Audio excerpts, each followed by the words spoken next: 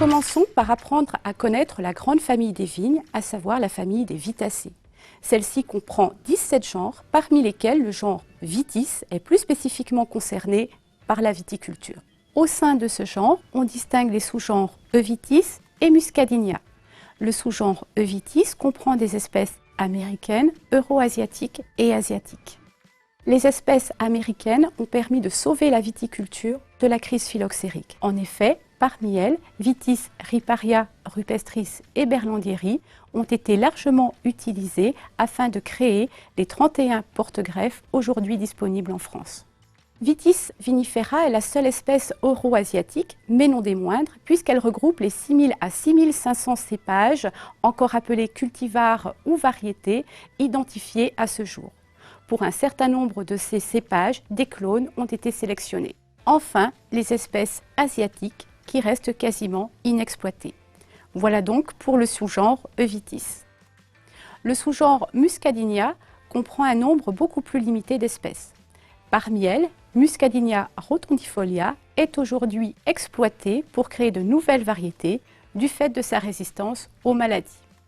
La vigne n'est pas multipliée par semis car cela engendrerait une trop grande variabilité des ceps, incompatible avec les objectifs d'une production vitivinicole. Depuis des siècles, elle est multipliée par voie végétative. Autrefois, la multiplication se faisait à partir des ceps existants par bouturage, provignage et plus souvent par marquetage.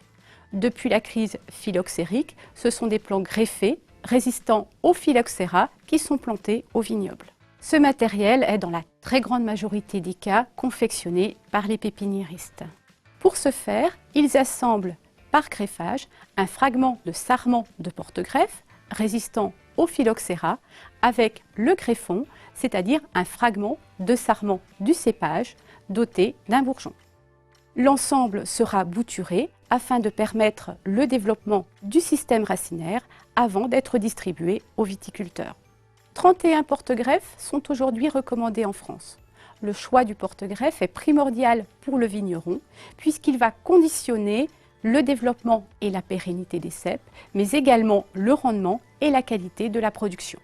Les critères de choix d'un porte-greffe sont principalement sa résistance au calcaire actif ou à l'acidité des sols, sa sensibilité à l'humidité ou au contraire à la sécheresse, sa précocité, mais également le niveau de vigueur qu'il va conférer au cépage qui sera déterminant pour le rendement et la qualité de la production. Les vignes sont multipliées par voie végétative depuis fort longtemps et des variations ponctuelles, principalement par mutation, de leur matériel génétique sont peu à peu survenues au fil du temps. Il existe donc une variabilité intracépage qu'il est possible d'exploiter en identifiant à la parcelle des ceps d'intérêt. C'est le principe de la sélection. Il existe deux types de sélection, la sélection clonale et la sélection massale. Il est important de souligner que la sélection clonale a avant tout été développée afin d'approvisionner le viticulteur en plants sains et d'assainir le vignoble qui était peu à peu gagné par des viroses, le cournoué plus spécifiquement.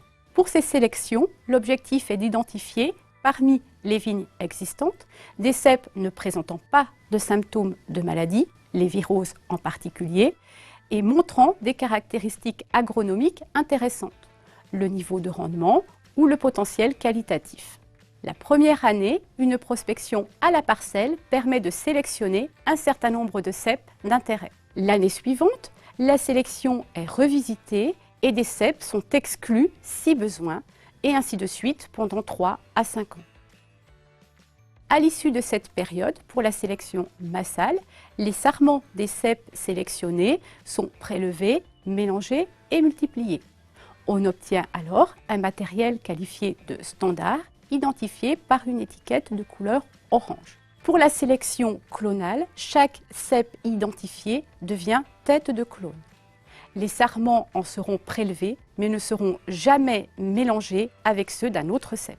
Après un long processus de vérification de l'état sanitaire et d'étude des propriétés agronomiques de ce clone, il est possible d'en demander l'agrément. Le matériel sera alors multiplié et sera qualifié de certifié.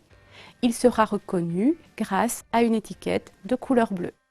Ainsi, en choisissant judicieusement son matériel végétal, porte-greffe et greffon, le viticulteur pourra adapter au mieux sa vigne aux caractéristiques pédoclimatiques de sa parcelle et aux objectifs de production qu'il s'est fixés.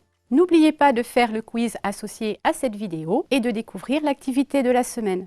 À bientôt!